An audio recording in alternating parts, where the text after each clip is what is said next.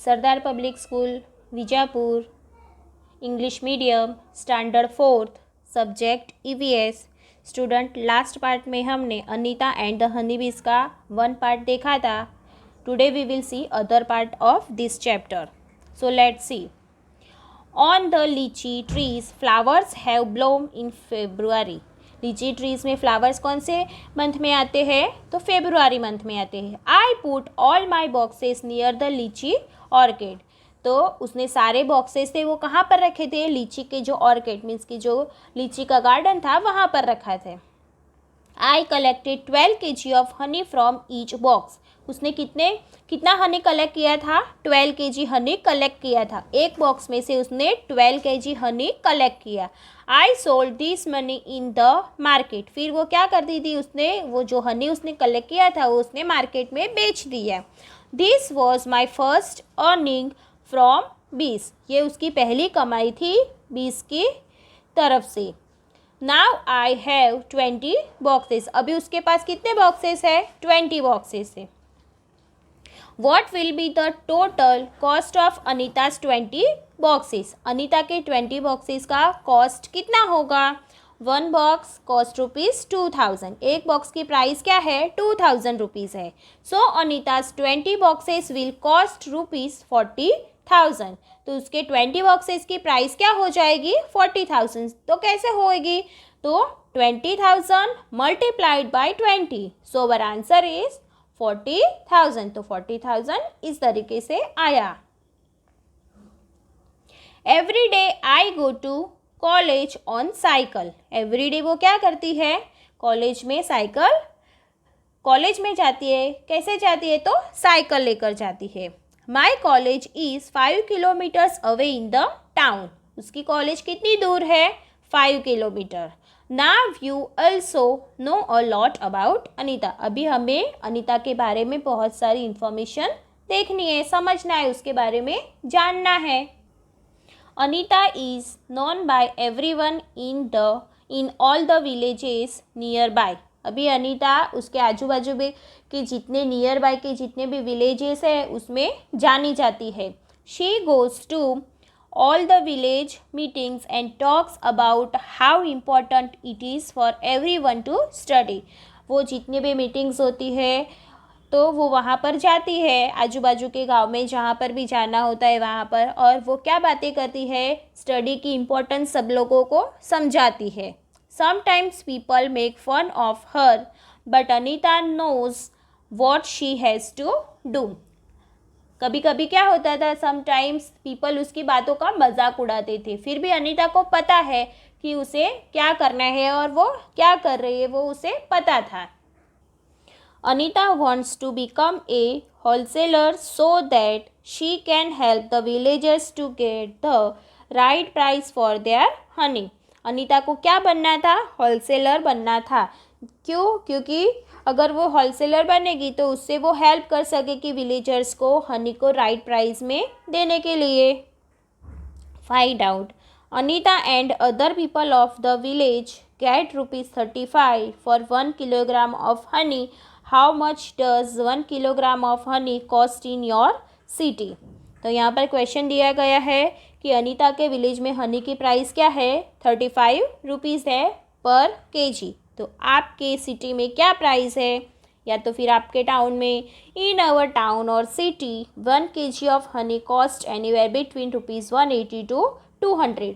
180 से 200 के बीच में प्राइस होती है। Next question, is Honey used in your house? What is it use for? आपके घर में अगर हनी यूज होता है तो कौन से काम में आप उसका यूज करते हो और कैसे करते हो? Yes, when some suffers from cough a mixture of honey and turmeric is use as medicine. तो अगर घर में किसी को कफ हो जाता है, कफ से सफ़र होते हैं, तो क्या करते हैं? हनी एंड टर्मरिक का मिक्सचर बना के उसे मेडिसिन की तरह यूज़ करते हैं। To make panchamrit for religious ceremony. तो रिलीजियस सेरेमनीज होती है तो उसमें पंचामृत बनाने के लिए हनी यूज़ करते हैं। एज अ कॉस्मेटिक के लिए भी हनी का यूज़ होता है। Honey is use with warm water and lemon juice to reduce weight. Honey और कौन से काम में यूज़ की जाती है? तो वेट रिड्यूस करने के लिए उसे वार्म वाटर और लेमन जूस में मिक्स करके उसे यूज किया जाता है।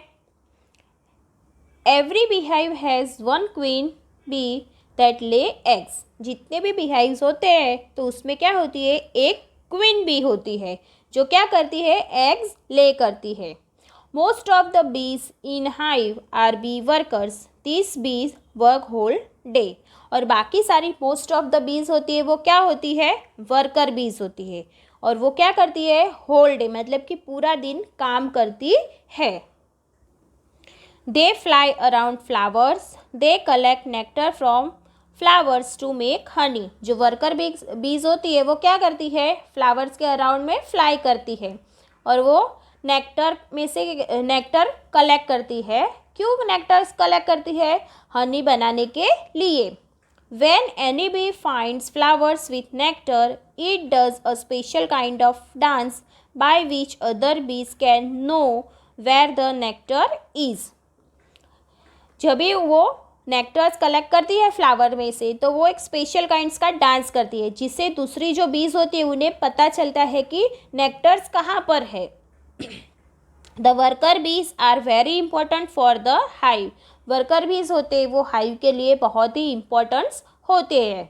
Without them there would be neither hive nor any nectar collection. अगर जो वर्कर बीज है वो नहीं होगी तो क्या होगी? उनके बिना कोई भी नेक्टर्स कलेक्ट नहीं होंगी और हाइव भी नहीं बनेगा। All the bees in the hive would go hungry.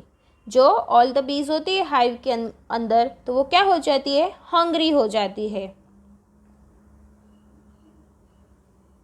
Which are other insects that live together in a group like honey बीज।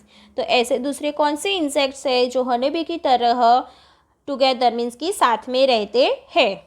Other than honey bees, insect like ants, wasp, carpenter ants and termites etcetera live together in a group.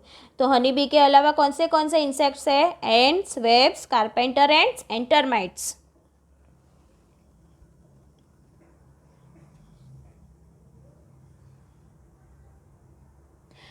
Ends live and work together like honey बीज।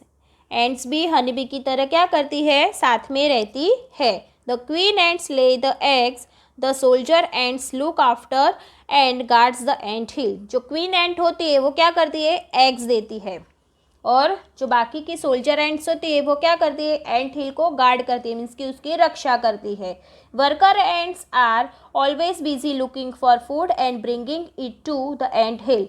और जो worker ants होती है वो क्या करती है? लुकिंग फॉर फूड मीन्स कि खाना ढूंढने में बिजी रहती है और उसे एंट हिल में पहुंचाती है, लेकर जाती है।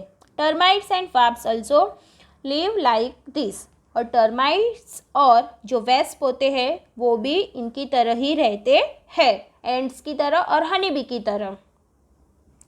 Have you seen where ants live. आपने देखा है एंड्स कहाँ पर रहती है?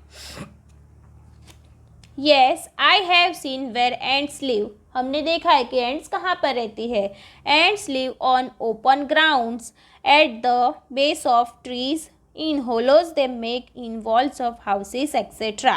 तो वह कहाँ पर रहती है? तो ओपन ग्राउंड में रहती है, ट्री के बेस में रहती है, या तो फिर जो खोखली दीवारें रहती है, वॉल्स रहती है, वहाँ पर हॉलोज बना के वो वहाँ पे रहती है। By which food item ants are attracted. कौन सी फूड आइटम्स में होती है जिसके तरफ एंड्स होती है वो अट्रैक्टेड होती है, उनकी तरफ आकर्षित होती है। Eatables like sugar, jaggery, grains, oil seeds, chapatis, sweets, dead insects etcetera. तो ये जितनी भी जो खाने की चीज़ें हैं, sugar, jaggery, grains, oil seeds, chapati, seeds, sweets, ये सारी जितनी ईटेबल्स थिंग्स है उसकी तरफ वो अट्रैक्टेड होती है। एंड देन डेड इंसेक्ट्स होते हैं उनकी तरफ भी वो अट्रैक्टेड होती है, जो एंड्स होती है वो। Look at the line of ends, what is its colour. तो क्या करना है? जो एंड्स होती है उनकी लाइन को देखना है और उनका कलर लिखना है. व्हाट इज इट्स कलर, उनका कलर क्या होता है. Looking at the line of ants they seem to be black और डार्क ब्राउन इन कलर. कौन से कलर की होती है, ब्लैक या तो फिर डार्क ब्राउन कलर की होती है. Some ants are red in colour too, और कोई कोई एंड्स रेड कलर की भी होती है. Have you been bitten by an ant, what was the ant like, black और रेड, बिग और स्मॉल. क्या आपको कभी देखा है आपने, have you been bitten by ant, आपको कभी किसी को एंट ने काटा है. अगर काटा है तो वो कौन सी होती है, ब्लैक, रेड, बिग और स्मॉल. तो आंसर इज यस.